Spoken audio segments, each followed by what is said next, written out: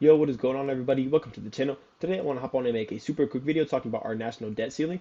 It's been a very prevalent problem recently because we are almost reaching a number, but it's always really been a problem. So I appreciate you all tuning in. This should be Financial Education episode number 12. So we're talking about this number right here, almost $32 trillion in debt. This is an astronomical number. It's very high, but it's not very surprising for those that have really followed this. It's common to spend money, especially as obviously this is a very partisan argument, with this new bill being proposed and all that kind of stuff. And it's not popular for presidential candidates and people in government to halt spending. Spending is what makes the world go round. And when you have bills that cut spending or raise taxes, these are very unpopular things that are not going to get you votes in the future. So what we have is kind of almost a debate where we're trying to find a middle ground with this bill that's being proposed between Joe Biden, who's obviously our president, and obviously wants the national debt ceiling to be risen so he can kind of get away with these bills that he's passed. And then we have the other side, which is Kevin McCarthy, who's the Speaker of the House, and he's trying to find some middle ground between the two, where everybody kind of has to take a loss in some sense. Nobody can have the ideal perfect way that they want it. We're going to have to cut spending, but not to a drastic proportion where it's going to hurt Americans. So this is kind of the debate that we're having right now. And I think I'll mention it in the article coming out, but I think within the next like 3 days we have to make a decision, or else the U.S. government's going to run out of money and we're going to default.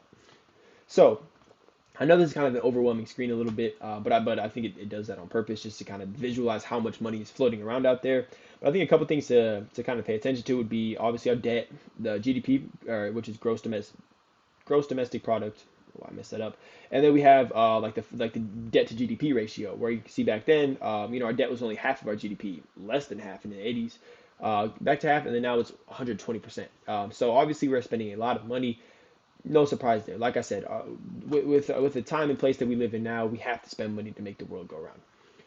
So, what happens if the U.S. defaults? So, what happens if we don't raise the ceiling? Okay, so I guess let's preface it like this. Let's say that you order a very expensive meal and you do not pay the bill. The bill comes to you. That's where we're at right now, where the money's already been spent. If we raise the debt ceiling, it's not like we're spending more money. It could incentivize more money being spent because we have like the capital to use it, but the money's already been spent. So we're saying, are we going to default now, or are we going to raise the debt ceiling and kind of push this problem off till later? So what happens if the U.S. defaults? So sits around 31 trillion would send a shockwave through global financial markets as confidence in U.S. borrowers fall. This is because obviously the government's not going to be able to pay off a lot of bonds and all that kind of stuff. So yeah, people lose faith. They're like, hey, what's going on? Obviously they'll probably reset and get back into motion, but for a halt or a reset in the economy and the strongest, the powerhouse of the world, it's startling for a lot of people and a lot of investors specifically. So a 4-month default would save around 4% of U.S. gross domestic product, which that might not seem like a lot, but that's a lot of money. I mean, probably not trillion, but that's still a lot of money that gets shaved off of U.S. gross domestic product. And what that means down the line is that jobs are being lost. We're not creating as much product. We're not selling as much stuff, and it just hurts a lot of people down the line. So let's take a look at the U.S. Debt ceiling throughout the years. So obviously it's been rising. I think this probably was in direct response to the 2008 recession. So we had a bit of a jump here in 2009, going into 2010, but it's been somewhat steady. I mean, obviously, yeah, like this jump, it's rising at a pretty drastic portion, but at the same time, it's somewhat steady. That is until we hit, the response to COVID, and that was huge. We spent a lot of money during COVID, obviously with the relief stimulus packages, but with a lot of other things that came around with it. The U.S. obviously the economy was at a stale place. People weren't even allowed to go to jobs, but we're spending all this kind of money. So obviously, you kind of see if people aren't paying taxes and we're spending money, we're going to have to raise the debt ceiling, or we're going to go into default very soon as a government. And a lot of people are going to lose their jobs that way.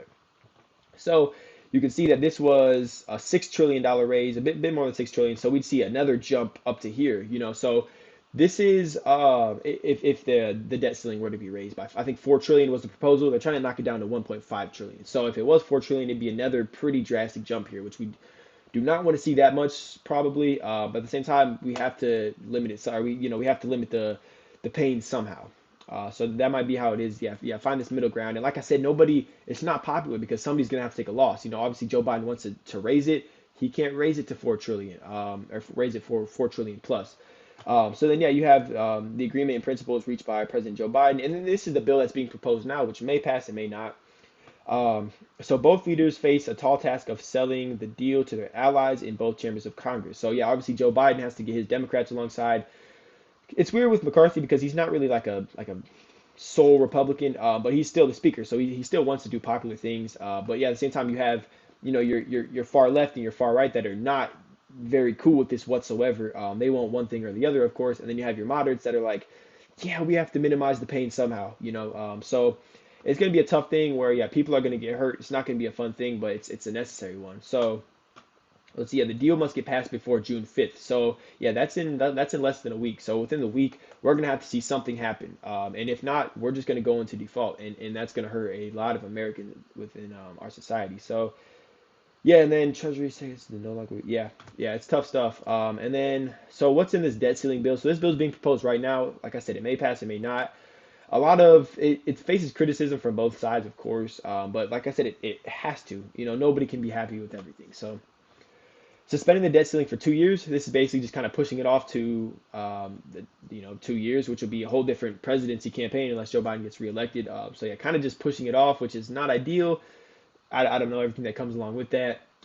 So clause, yeah, this is one of the bigger things I was kind of trying to be proposed as an optimistic thing was we would claw back unspent COVID funds. So I guess we spent too much money, shocker there. But I guess there's some way that we can kind of reimburse ourselves as a government. We can kind of reimburse this money and get some back.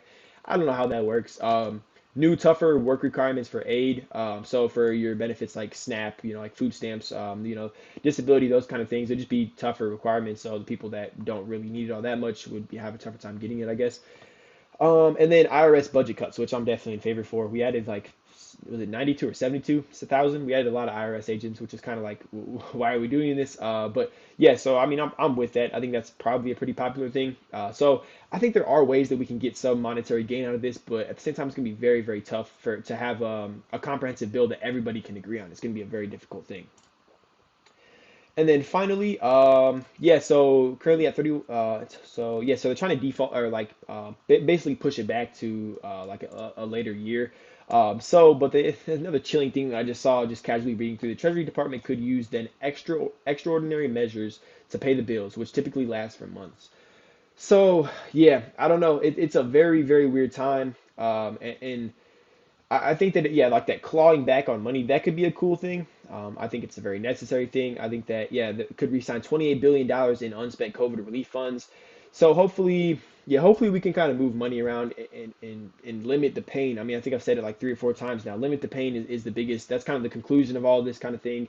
We don't want Americans to get hurt. We don't want people to walk away from this losing their, especially government people losing their jobs. That kind of stinks because those are like firefighters, police. I mean, those people that are working for us, for the people in most sense. And then you have the wealthier, more disconnected people that are the ones that are like proposing these bills and putting them into action. So it's a weird contrast between those two. But hopefully we can figure something out in the next couple of days and yeah, limit the pain. So appreciate you all tuning in.